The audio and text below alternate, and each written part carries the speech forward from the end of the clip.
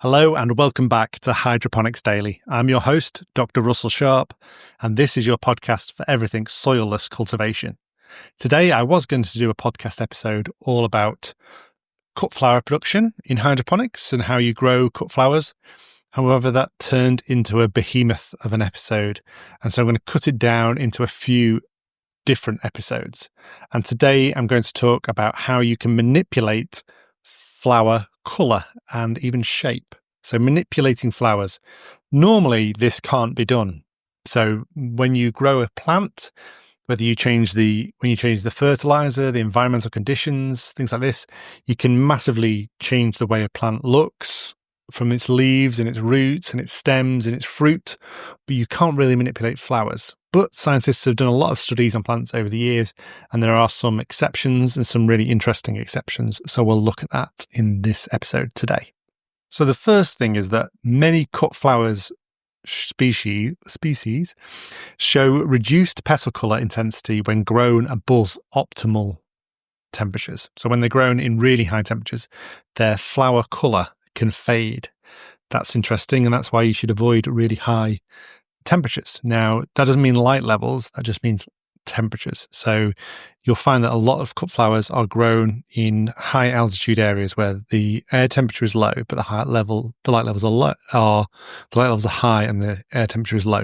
For that reason, to make sure you get the most intense colours.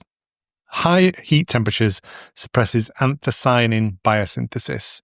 So there's a plant called Lisianthus, or eustoma is its scientific name, and that's one way you'll find the most effect.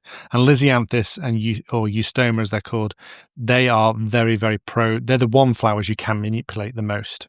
So conversely, cool night temperatures late in flowering can boost colour in anthocyanin-rich flowers. And that includes legal cannabis of the purple varieties. So cool night temperatures. And this technique is used by some growers who can't cool their air temperature. They actually put iced water onto the root system, into the growing media, and that's how they can boost the purple colour. Now we've got LED lights. We can produce tunable LED lights. In the past, we just had sodium lights or sunlights and a few filters that we could put on to manipulate the spectrum. Now we can do massive things. So red and blue LEDs increase anthocyanin production. In lettuce, red and blue LEDs double anthocyanin levels in the leaves. Obviously not in the flowers because they have white flowers and nobody cares about lettuce flowers, but that just shows you that anthocyanin levels can really increase when you use an LED, red-blue LED. In Lisianthus, as we said, high temperature almost bleaches the petals, but increasing the light levels, especially in the leaves, boosts the colour intensity in the flowers. More photosynthesis equals more sugars, more pigments. So just think of it like that. And some flowers, like osteospermum hybrids, only open during bright sunshine, meaning the colours show only in ideal light conditions. That's something that's to consider. Now let's look at the effect of biochemistry and pH influence. Anthocyanins shift between red, purple and blue depending on the pH and the co-pigments in the tissues. You can think of cabbage. When you put cabbage in vinegar, it goes bright purple. If you were to put it in something like bicarbonate of soda, it would go pink or creamy coloured. So you can have, they almost act as like a indicator dye. So, but the most common one that we talk about when it comes to pH is hydrangeas, and hydrangeas are a cut flower. They're a very expensive cut flower as well. So hydrangea macrophylla and hydrangea serrata, they're the two species that show dramatic colour change with soil pH. It's only those two species, I think. Other species, well, you won't see this, especially because they're white flowers as well, a lot of them. So in acidic soils with a pH of 5.5 or below, aluminium binds to the pigment in the petals, and that gives you a blue flower. Aluminium is soluble in low pH soils. It's toxic to most plants, but hydrangeas are what we term ericaceous or calcifuges, and they can tolerate the aluminium and they can use it to bind to their pigments. If you've got neutral or alkaline soils, there's no aluminium there to take up, and so you get pink or red to cream flowers, mainly like a light pink. I prefer the light pink, but many people prefer the blue, and you can buy aluminium in an acidic form to spray on hydrangeas at most UK garden centres. Only certain varieties of anthocyanins respond, so white-flowered cultivars remain unchanged because they haven't got any pigment. What else can we say about that? There are some other chemicals. There are some products on the market that are designed to increase or change flower colour, especially in the legal cannabis sector, purple-producing products.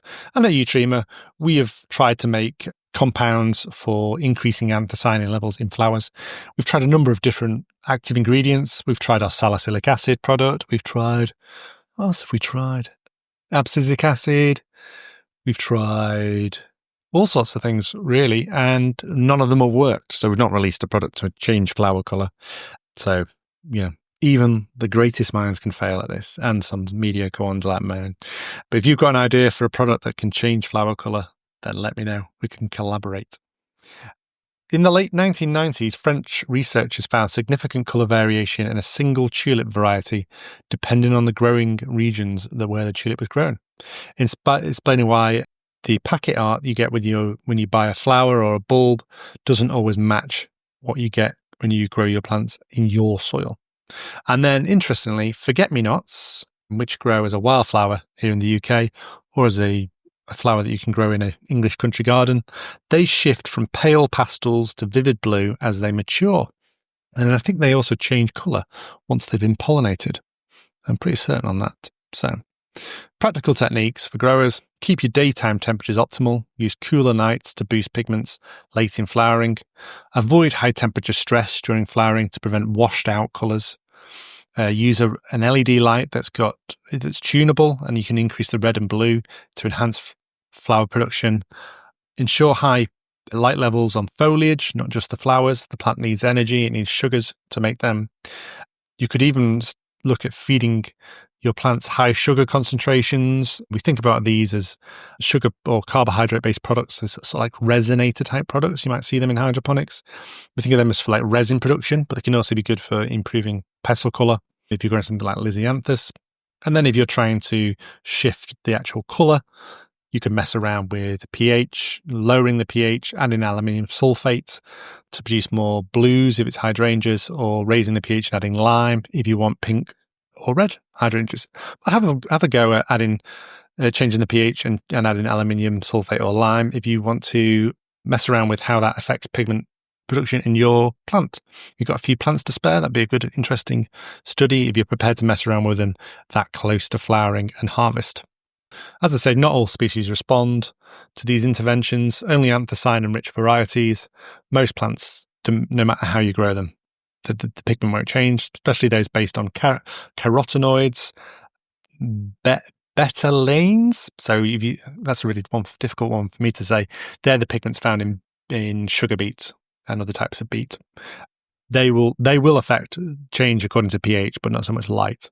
So that's something to consider.